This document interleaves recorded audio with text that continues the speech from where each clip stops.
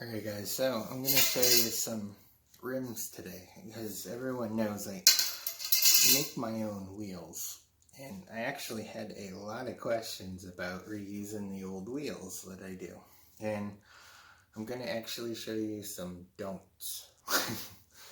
So first off, this rim here is actually perfect, and I'm going to show you why this one's perfect versus these other ones I have. So we'll start out with this one, and this one looks like it's fine when you look at it. You know, everything seems pretty decent, nothing really bad, no deep scratches, so you would think this is a good one until you rub your finger over it. Now there's a little ridge here and a little ridge here, which means this sidewall is pretty much worn. And you can feel the ridge usually right about here. So this rim right here is done. And a lot of people say, oh, it's fine. Well, this is why you don't use it. So the reason is, if you can see that, see if that shows up. Yeah, there you go. When you feel that little ridge right here and here, the brake is eating through it, or they didn't properly maintain the brakes and it chewed through. So, or it's just the end of the life of that rim. So you will have that problem if you were to use one like that. Alright?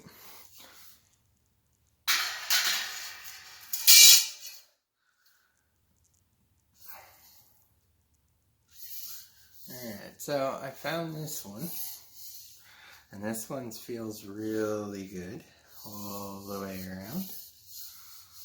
There's no deep scratches, but when you go and you look for these, you'll see some pits here and there like that. Alright, you gotta really take good care with a ding like that, because some of them can be cracks.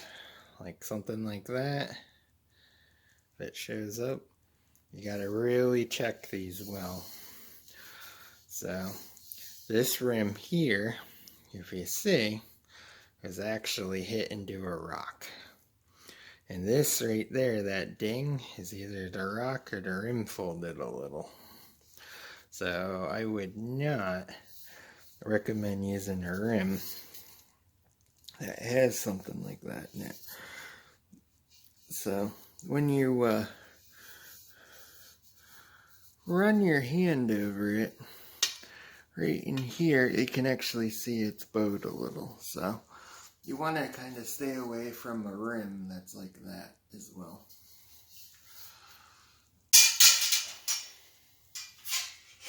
Another big thing that people like are these nice big steel rims. And all in all, this one looks fairly decent when you're going around. But you'll notice it's got these little divots where it started to give in a little bit. And let's see if we can find some here. Like right here, right there, there's some fine cracks. Right here. So you'll see like it's bowed a little, there's some fine cracks. This rim will toast on you. I know a lot of people will put a washer and then put the spoke through, but when you see an old rim like this and you start to see the micro fractures, yeah, your spokes will rip out. Even if you put a washer there, it'll crack at some point and just rip right out of the freaking rim. So just a thing to note on steel rims is you really want to make sure, or even aluminum, that they're not fractured. So, and when you see a big rust spot like this, that's the other thing. This sidewall right here is super weak. a lot of the material from wherever it's at, it's gone. So you actually have an indent here, and this is a weak part of the rim now. So I would not use something like that either.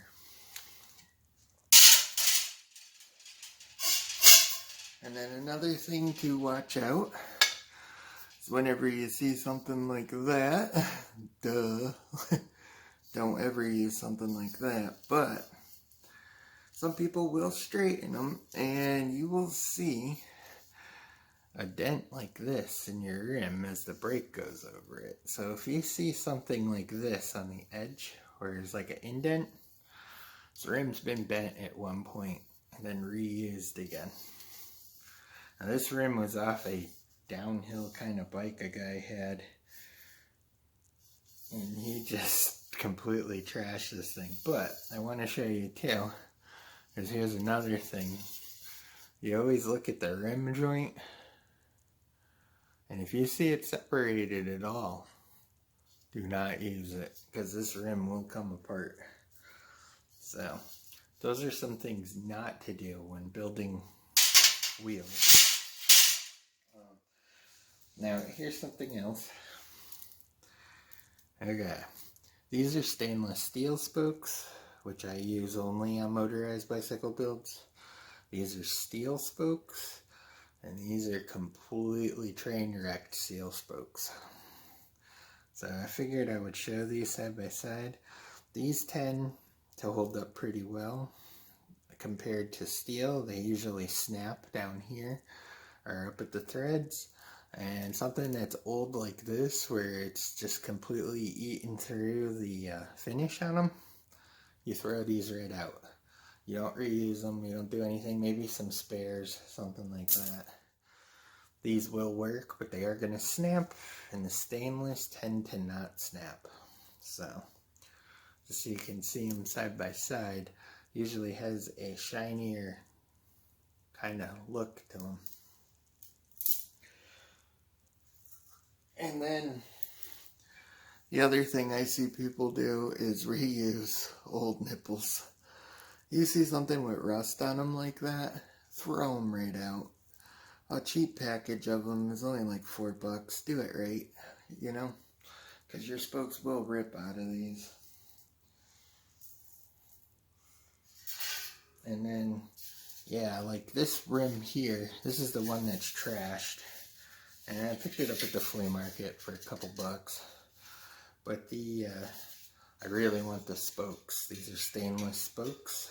So I got it for the spokes. But yeah, those are some things not to do, or not to use anyways, when you're building bicycle wheels.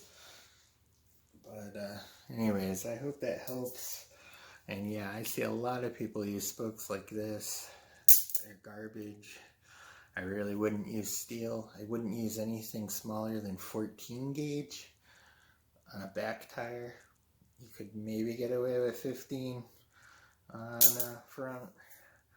But in general, I like 14 stainless steel spokes. And I've never had any of these snap yet on any of the motorized bicycle builds. I mean, you could use the thicker ones, and I'm all for thicker spokes. I have some 12 gauge and I think 13 on the other one, so. But yeah, these work perfectly fine, so.